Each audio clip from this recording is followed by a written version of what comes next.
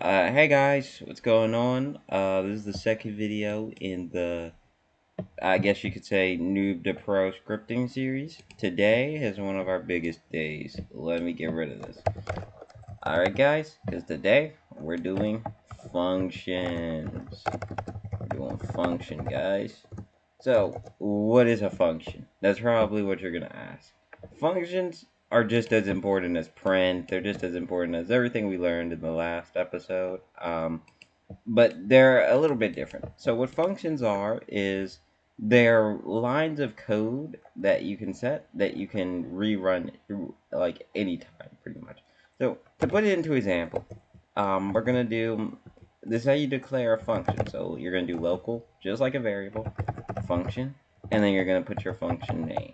Now you're probably wondering what is this number one and number two? We're not gonna focus on that right now.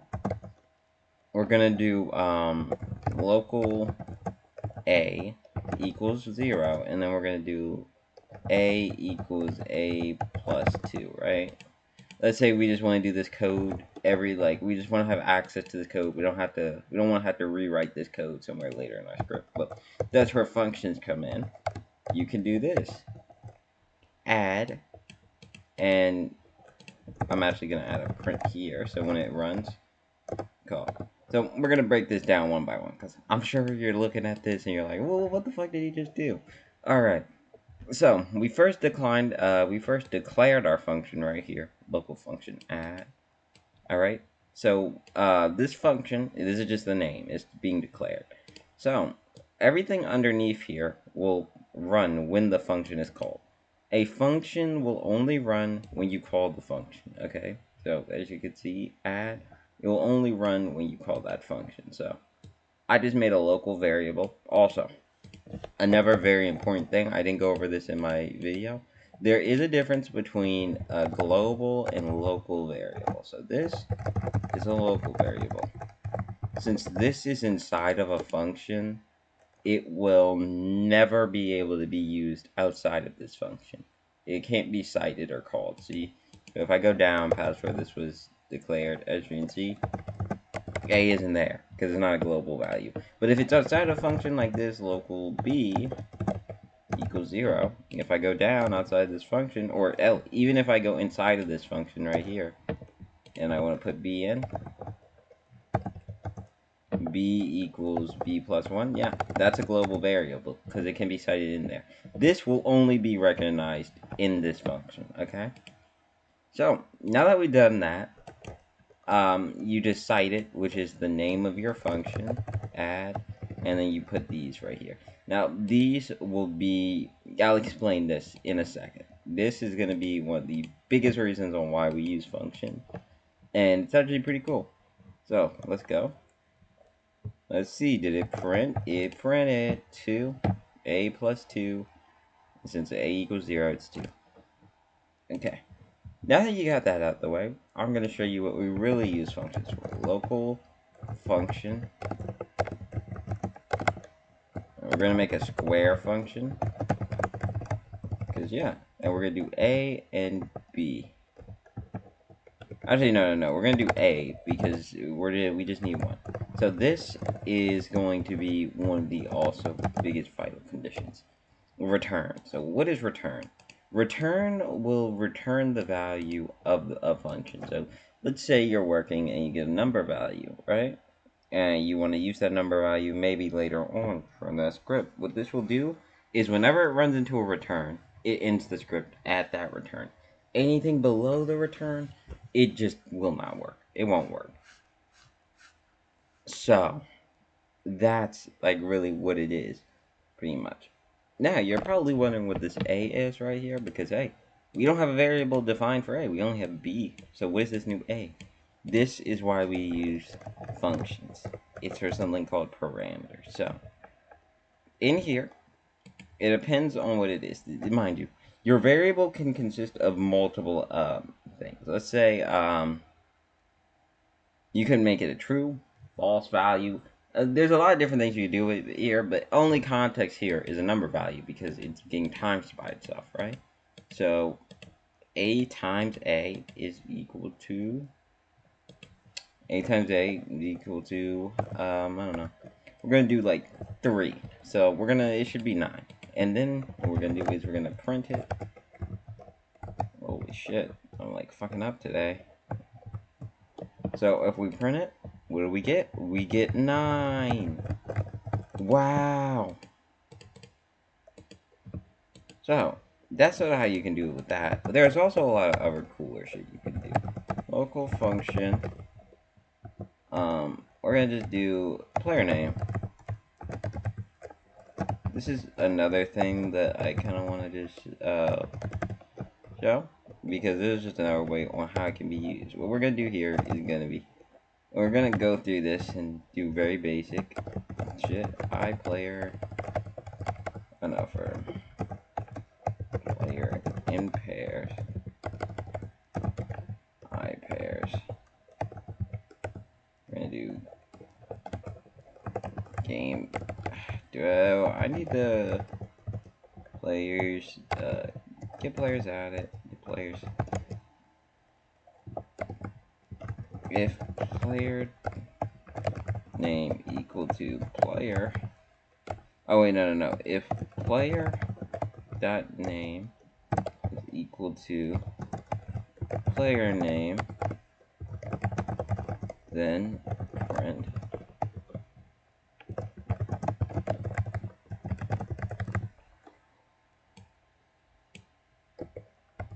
okay. So this is just a really basic function. I'm gonna put this into test. Oh, also, what we're gonna want to do is else player name isn't equal. It's just putting another condition here. Player name. Oh, fun. Yeah, I'm gonna just do that player name. Then return. No, I guess. Yeah, local function. Wait, no. Player name function, and we're just, since this is I'll explain this in a second, but this is just a really basic like piece of code. It looks advanced right now, but you'll get it in our next part.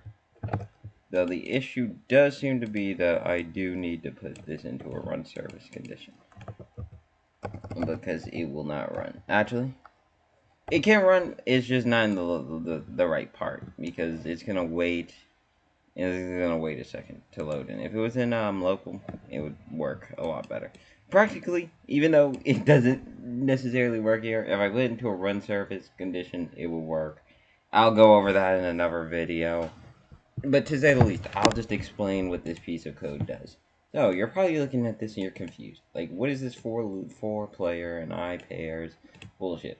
All of this, the only thing this line right here is doing is it's saying, hey, what we're doing is we're looking through games.getPlayer. Games.getPlayer just returns a table of every player in the game. The reason it doesn't run right here is because it runs instantly. It doesn't wait. So if I were to do like, I don't know, wait 2 seconds, I think we could try it then. Or hell, dude, wait like 5 seconds actually. Holy. Just wait 10. Oh, wait, hold on. Task.wait. It should work at 10. I would be surprised if it didn't. If it doesn't, then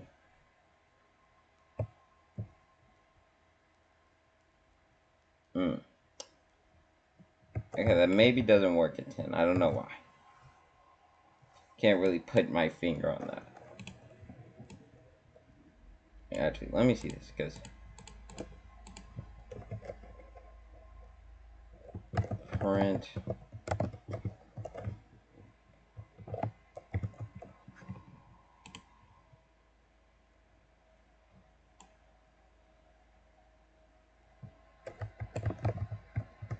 oh wait. I know why. Stupid. Return false. I mean return true.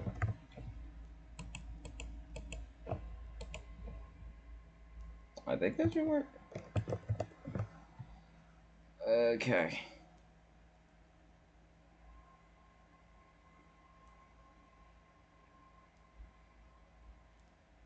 Yep. Okay. So as you can see, it worked. It worked. It didn't go through. Oh wait. Okay. No. No. This is completely on me. This is completely on me. Okay. The code does work. I'm not an idiot. It's just player is not in the game. It goes based off your name. As you can see, my name's WaitTX3. I'm in the game. I put that wait function there just to account for the game actually loading. And yeah, look.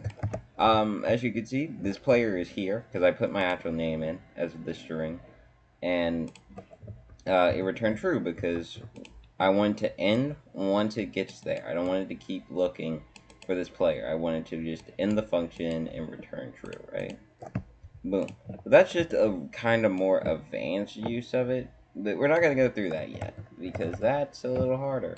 And it doesn't really teach you a ton of the basics that come from it. But this will. Local function part create.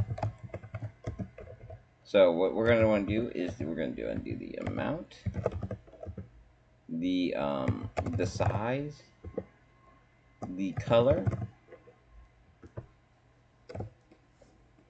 and yeah, And guys, I gotta take a pause on this recording. Yo, what's up?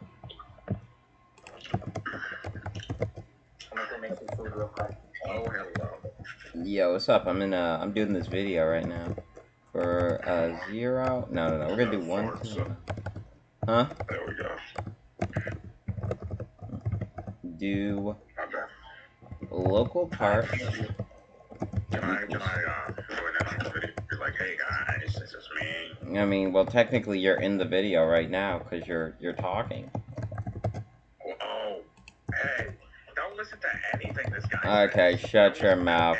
Shut your mouth. You're getting, you know what? You're getting banned off the channel even more now. Fuck you, nigga. Part that color is gonna be equal to color. Excuse me. Don't put that in the video. Don't put that in the video. I'm putting it in the video. Be very aware that I'm putting it in the video. Alright, part that parent, and we're gonna actually do we're also gonna make another parameter here. This is position. Position? Yeah. I'm stupid. What is my fucking internet? You need to upgrade your internet, bro. I'm not gonna lie. Your shit is horrible. I just turned it off, bro. Okay. So, you're probably wondering, what the fuck is this, right? What is this? What is this local part that instance new? I'm gonna explain all of this because this is probably foreign to you. This gives you a very good system of how functions work and also how these parameters work. So parameters are your own custom values that you input into a function, okay? You can, as you see right here, we put our custom parameters right here. Okay, this is what we want to do. Like, hey, for I equals amount, boom, boom, boom. Because let's say later on we want to do this code. I don't want to write this code completely new each time. So these parameters allow me to recall this code and change all of these aspects easily. Okay? So what this is pretty much going to do is this is just a basic loop.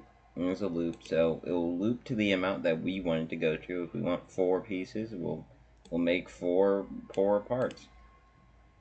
All local part is, when you see local part, and I define it as instance.new, local part is just making a part, just like we did here, but it's in the code. So it won't show up right here as of right now because it's in code.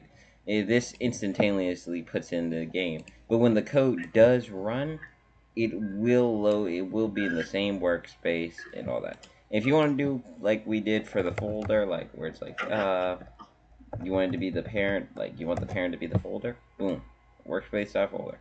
These part dot sizes and all of this is actually very easy to understand. If we get a part in here, all these part dot sizes are doing is making reference to properties.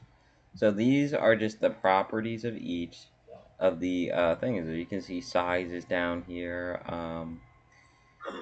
You can even mess with parts that parts can collide, all of that.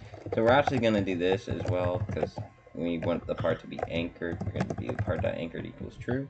If we did false, the part wouldn't be anchored.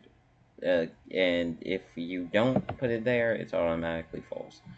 Just remember that in your coding. Yeah, so this is all we're doing. This is very basic, so I'm just going to go ahead and show you because this is the important part. Alright, part.create. When you call this, this right here is going to be used to put in your parameter, alright? Now, your parameter, you do have to remember, right here. Excuse me? Your part, what? Can you explain what a parameter is? I already explained what a parameter is. Sorry, I'm just a bit slow. I couldn't catch it in the last video. Can you explain it for me and the people in the back? I didn't even explain it in the last video, jackass. Oh, okay. I said I'm a bit slow. Can you please explain it? Oh my god, it's a custom value that you can use to input a number when you call a function or input anything. Okay, so you do have to take account of where your parameter is. So for right here, for I equals 1, amount is going to be needed to call. It's going to need to get called as a number here. Alright, so since that's where the variable would usually be, it's going to be called as a number. So we're going to put the amount to 5, right? I want to make 5 of these parts. Next is the size. Size, when you call part.size, it's looking for a vector value. So that exact same thing must be called here. Vector 3.new. We're going to do like, I don't know, 10, 20, 30, or no, like we'll do 10. 5, and then we'll do like 10. And then next is color. Color needs to be called as a color 3 value, because that's what it's looking for whenever you put it in right there. So another useful thing is, it will actually show you up here, if you like do it, what that value would need to be called as. So if you get a little bit confused on it, look up here. This is what it's looking for, the values. And also, it goes by the first value to the next value to the next value to the next value. Always just remember that. So we're going to do that. Color.new. I'm just going to make it, I don't know. I'm just going to use this wheel they have. We're going to make it yellow. Right? If you want to put your own color in, you can always do that. It doesn't have to be through that. You can go through a actual called, and the last value is a vector 3. So we're going to do 5, 0, 10. And yeah, that should be it. If we run the code now, let's see. As you can see, we have our part 1, 2, 3, 4, 5, 6. Okay, my bad. We actually need to start off from 0 because it's going to start off from 1 and then try to get to the amount. So we need to start off from 0. That's what we need to do. And if I start off from 0, 1, 2, 3, 4, 5. Oh wait, no, do I have an extra part in here? I have an extra part. Yeah, that's on me. Sorry, guys. We actually make the part.names, like part.name is equal to, yeah, actually that good. That's good. Okay, that's not gonna work. Let me just do like part. Yeah, that works. Actually, no, why would I do part? No, do test parts. And I actually think we need to make it back into 1 again, so that works. Just to make sure, because there was an extra one there, but we should be good, yeah.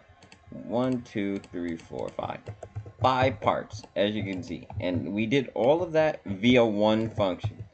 You could have individually made each one of these parts with the same position, same everything, but that would have just been a waste of time. With parameters, you're able to save time.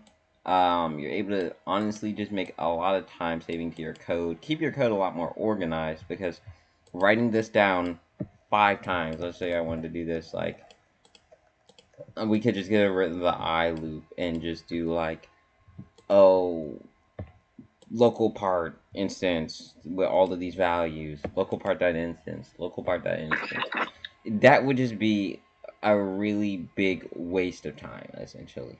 It really wouldn't be that worth it. It wouldn't be that interesting. It'd be literally just a waste of time, and it would make your code a honestly like horrible thing to read through. So, to say the least, this is mainly what functions are going to be for. Last video, I didn't really give anything to say about like actual coding wise and everything like that. I didn't really give anything about that, but I'll say this. This video, this series will be very intensive, but if you want to get into coding, you will not be able to learn coding just strictly by watching these videos. I will eventually get into Roblox documentation. I'll try to go through all of it.